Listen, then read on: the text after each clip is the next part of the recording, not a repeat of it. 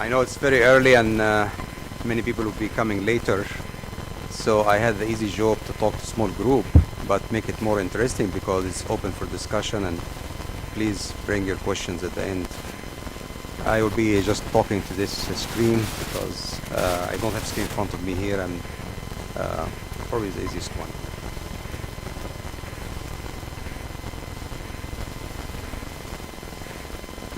This is my disclosure.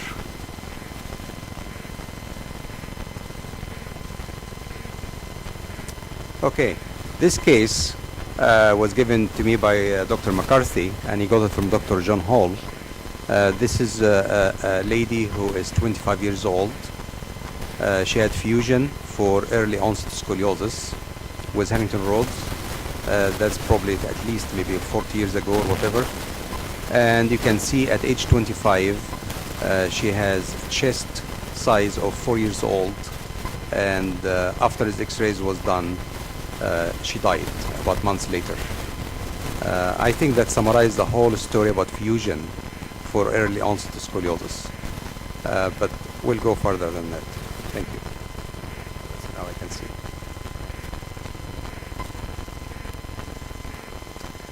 So I was assigned two small topics. One, fusion for early onset scoliosis and juvenile scoliosis. And I will talk about these names soon. And the second assignment is, what's the position or what's the function of non-operative treatment? And when we talk about fusion, we're going to cover a few points here. Okay. So let's talk first about classification. So we know the language we're exchanging here. There are early onset scoliosis and later onset. This is recent classification. The older one was, as all of you are aware, infantile 0 to 3 years, juvenile 4 to 9, and adolescent 10 to 18. But really more recently, which fits better with the growth pattern, is early onset from 0 to 5 and older scoliosis from 5 and older. And the reason for that is you have a first growth spurt or acceleration during the first 5 years of life. Second growth spurt is in adolescent, early adolescent. Since the topic assigned to me, we'll be covering some of fusion in early onset and some of the fusion in juvenile, which is a little bit older than early onset.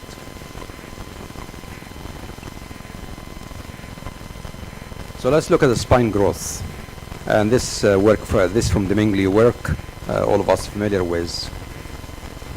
The growth from T1 to S1, the entire spine, from birth to 5 years is average 10 centimeter. 5 to 10 is 5 centimeter, and 10 to 15 is 10 centimeters. So really, when we talk about early onset scoliosis, it's a very important period for growth.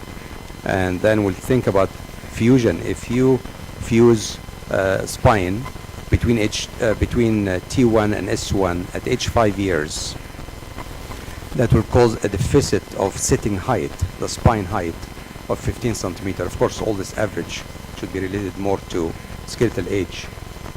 So this is to begin with. Let's put that back in our mind when we think about fusion and what will happen. Now we talk about the chest size or volume, and this is showing at newborn 60% size of the chest, 6% of the chest size for adulthood is there. At age 5, 30%. At age 10, 50%, and 15, 100% at age 15. So think about somebody's fused at age 5. What's chest size would be? Would be 30% from what's supposed to be. That's exactly what we saw in the first case. Patient, of course, first case X-ray was not very good, but at least shows what we are discussing. And patient at age 5 fused, and she was left with a chest size of 4 years old.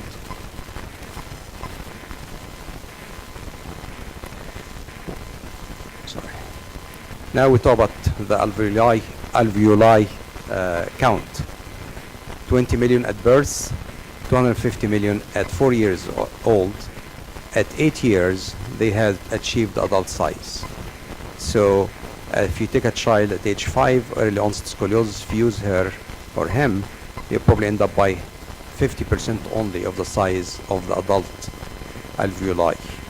Of course, after age 8 is a different story, but it's very important to think about early onset and juvenile scoliosis in this picture.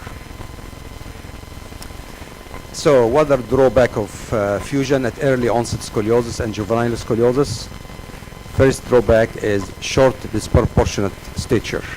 Again, that's from the Mingley work, and you can see the height is not proportionate to the age, but 30% of the height a newborn, and in relation to the limbs, sitting height is 30, 70% is limbs. Then you come at age 17 is almost equal. So if you take a child at age 8 or 5 and fuse them, you will never make them proportionate. They will always be disproportionate. The legs will be always longer than the body. Well, second drawback for fusion, reduced thoracic capacity and alveoli development. As I mentioned, we saw the size of the chest and the number of alveoli will be affected, and that's bringing us to the iatrogenic thoracic insufficiency syndrome. The work is done by Dr. Campbell for many, many years and show us that we can create thoracic disease of thoracic insufficiency affecting normal respiration and lung growth. And it is very well recognized entity now. It's strange that most of the problem not will be on the concave side, but will be in the convex side. You see how the side of the chest here almost eliminated. And of course, number 3 for drawback of fusion is crankshaft deformity. And all of us familiar with this term, which brought us in late 80s. If you fuse spine from the back and nothing done in the front, the spine will rotate around the fusion mass, and you end up by a significant rotation of the spine affecting all the component of the deformity and increase the size of the curve. That was brought to the attention late 80s, early 90s. I have this patient here who I did her 84, and she was 8 years old, fit all the picture for the teaching of that time. If the curve is significant, fuse it regardless of the age. That was Dr. Winter teaching all the time. And so I did with Harrington rods, and she looked good. And she came back with that curve a few years later.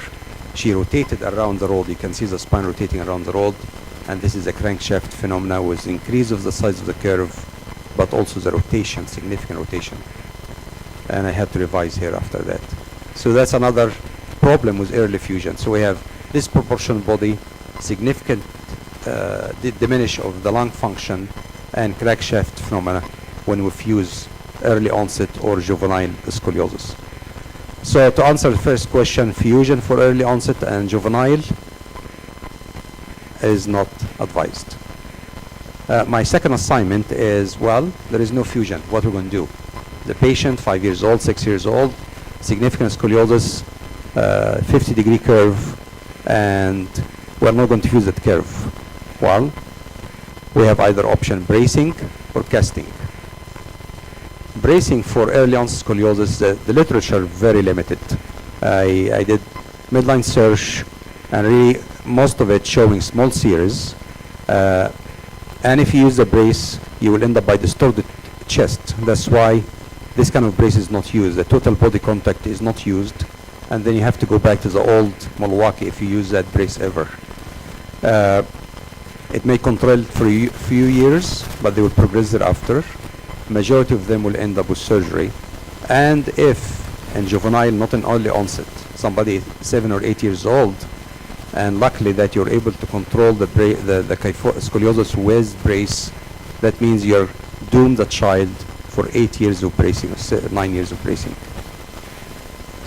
So that brings us to the casting. So bracing really is not very popular between surgeons to deal with early onset scoliosis or young juvenile. And of course the other alternative, and other speakers will be talking about that.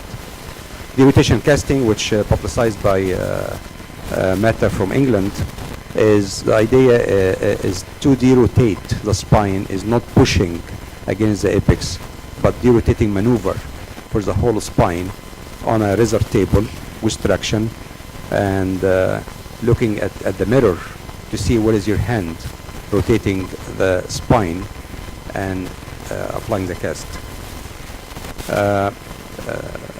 Mrs. Mehta, a paper showing that moderate curve is effective.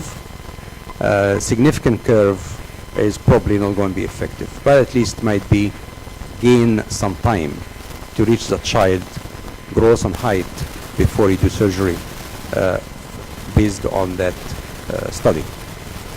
Another study from Jim Saunders showing that again, the younger the curve, the younger the child, smaller the curve, the more effective cast result. And the cast, after you apply the rotation, you try to do some relief for the chest wall.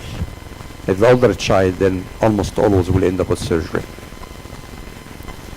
This case courtesy from Dr. Akbarnia, the same patient, and you can see the curve.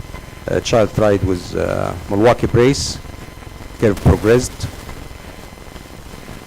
So can you see the child in a cast? Very good cast, because you can see significant reduction of the curve, derotating cast. Gained a few years, then it started progressing and went to that curve. And that's when surgery was decided, whatever kind of surgery we'll hear about later. But again, this case just show it all that bracing most probably will not work.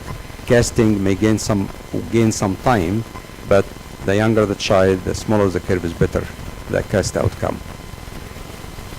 So in summary, no fusion. Brace doesn't work. Derotation casting might work and worth trying. I invite you all to our SRS next week in Louisville, but the year after will be in my hometown, Chicago. Thank you.